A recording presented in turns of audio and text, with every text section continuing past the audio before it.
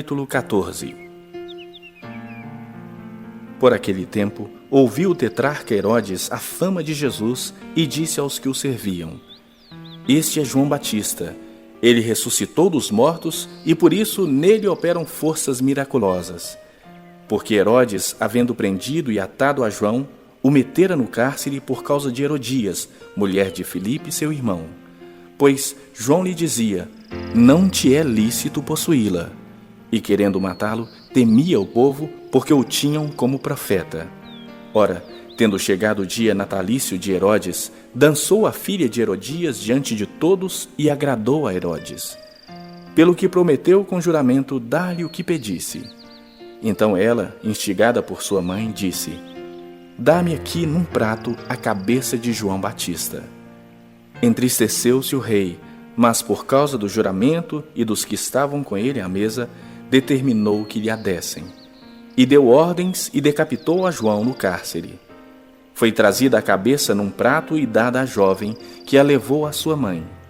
Então vieram seus discípulos, levaram o corpo e o sepultaram. Depois foram e anunciaram a Jesus. Jesus, ouvindo isto, retirou-se dali num barco para um lugar deserto à parte.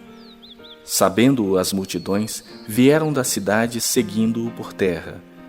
Desembarcando, viu Jesus uma grande multidão, compadeceu-se dela e curou seus enfermos. Ao cair da tarde, vieram os discípulos a Jesus e lhe disseram: O lugar é deserto e vai adiantada a hora. Despede, pois, as multidões, para que, indo pelas aldeias, comprem para si o que comer. Jesus, porém, lhes disse: Não precisam retirar-se. Dai-lhes vós mesmos de comer. Mas eles responderam: Não temos aqui senão 5 pães e 2 peixes. Então ele disse: Trazei-mos. E tendo mandado que a multidão se assentasse sobre a relva, tomando os 5 pães e os 2 peixes, erguendo os olhos ao céu, os abençoou. Depois, tendo partido os pães, deu-os aos discípulos e estes às multidões. Todos comeram e se fartaram, e dos pedaços que sobejaram, recolheram ainda 12 cestos cheios. E os que comeram foram cerca de 5.000 homens, além de mulheres e crianças. Logo a seguir, compeliu Jesus os discípulos a embarcar e passar adiante dele para o outro lado, enquanto ele despedia as multidões. E despedidas as multidões, subiu ao monte a fim de orar sozinho. Em caindo a tarde, lá estava ele só. Entretanto, o barco já estava longe, a muitos estádios da terra, açoitado pelas ondas, porque o vento era contrário. Na 4ª vigília da noite, foi Jesus ter com eles, andando por sobre as águas.